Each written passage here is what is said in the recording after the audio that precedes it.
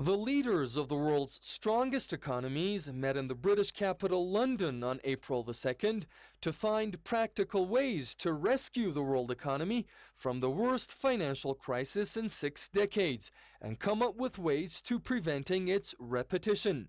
The Group of 20 comprises 19 major industrialized countries plus the European Union. The group combines 85% of the world's economic muscle and some two-thirds of its people. Despite general agreements on major goals, the London summit, however, remained split over how to approach the global recession and the manner of responding to it. The US and UK look forward to a large financial stimulus, whereas Germany and France want more stringent fiscal regulation, aiming to curb the financial excesses that fed the crisis to such extents. Today, Four Corners asks, will the US remain being the dominant figure in the world financial market? Will the G20 nations be able to unify their stances, and whether they can turn their pledges into concrete results?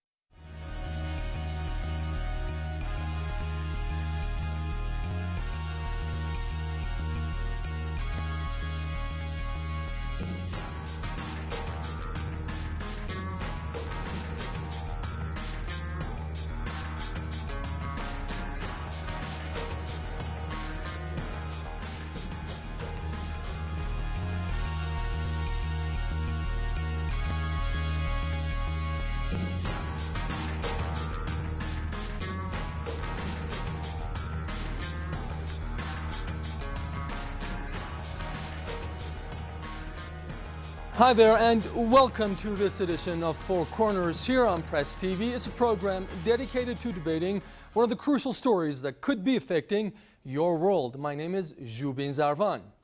Joining me from London is Chris Knight. He's a professor in anthropology at the University of East London. From Limerick, Ireland, we have Edward Nell, a professor in economics at the New School University. He is the Malcolm B. Smith Professor of Economics and former long-time chairman of the Department of Economics there. And by phone from Paris, we're joined by Max Keiser. He's a broadcaster and financial analyst. A warm welcome to you all, gentlemen. Let me begin with you, Professor Nell. Now, most people consider the U.S. as being the origination and the originator of the whole crisis, and therefore, I suppose the same people look up to the U.S. for leadership in coming up with a solution. Now, how fair an assessment is that really? Well, certainly the crisis began in the United States in the subprime market, but it has to be said that quite a number of countries managed to create a real mess for themselves all on their own. The reason that the subprime crisis had such dramatic effects is that in other countries the financial system had leveraged itself far beyond what was safe, which was also true of course, of Wall Street. But it did mean that the whole system was poised like a house of cards, ready to collapse. Now, Professor Knight, from where you're sitting, how do you see it? First of all, I just need to say that I'm wearing black in mourning because one of us may have been killed on Wednesday, so that's why I'm wearing black. So what was your question? Well, your general assessment of the summit, and do you see the fact that the U.S. can still be the leader in terms of finding a solution to the crisis? First of all, you need to get it correct. There were two summits, of course. One was a complete washout. Despite the magnificent speech which Barack Obama made at the end, the outcome of it all was you have a lot of bankers and politicians that pay bankers, and all they've managed to do is extract another $1 trillion from us. They got up to 1, then 2, and now they're up to 3. So, I mean, as Einstein often used to say, I mean, you can't use the same thinking that got you into a mess to get you out of it, a complete fiasco, as well as, of course, being divided. Our summit, the Alternative London Summit, we were completely united, And we really think the exact opposite should happen, namely that all that money shouldn't go into the black hole of the bankers' bad gambling debts. That money needs to go to people who will immediately spend the money on the high street, single mums, the unemployed, students. Then they will spend it immediately, and that will get the economy going again. So we want to nationalise, say, transport, make transport free. Therefore, people will go on public transport because it's free. Therefore, the private car plants will all go completely bankrupt. Therefore, lots of workers will be not having nothing much to do. We can buy those plants at a pittance, and we can set those previously useless car plants that are killing our planet to making useful things to get us out of the mess we're in. Now, so the two Max, summits, one was bad, didn't work, and the other summit was absolutely successful, even despite the enormous attempts to ban it. Okay, Max Keiser, now there used to be a time where the U.S. was known for its Midas touch.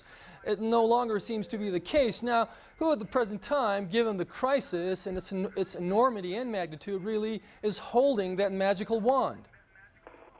Well, let's talk about the U.S. and your first question for a moment.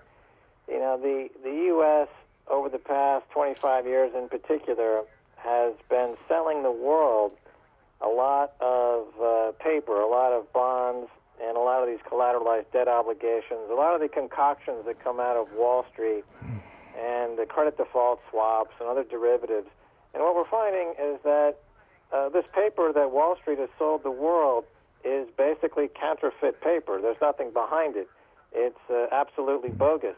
And so a lot of the banks in Europe, a lot of the banks in Britain, Barclays, HSBC, Royal Bank of Scotland, have discovered that America sold them counterfeit bonds.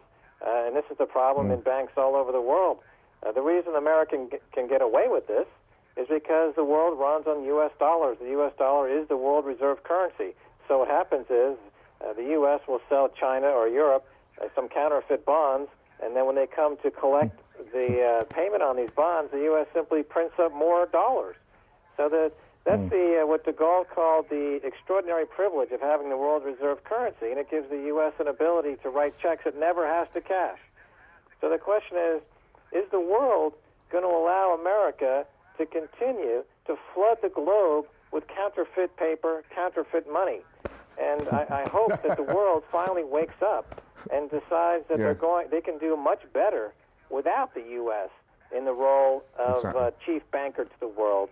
And going forward, I would imagine that the economies in Asia and the economies in the Mideast and the economies that have large resources, like in Brazil, are going to do better going forward, because we're going to see a world that values tangible stuff like real resources instead of paper counterfeiting nonsense like we've seen coming out of Wall Street in the city of London. Professor Nell, do you share the pessimism? Is there any glimmer of hope from where you're sitting? Do I see any glimmer of hope? No, Max Keiser, I was addressing the other guest in Ireland, Professor Nell. Yes, well, I think that there is a considerable amount of hope, though I don't think that it rests on replacing the dollar with a world currency. If that were to be the case, we would have to wait a very long time for agreement. It took a long time, for example, to form the euro, and that was, in some respects, a success. In some respects, there were a lot of unexpected costs.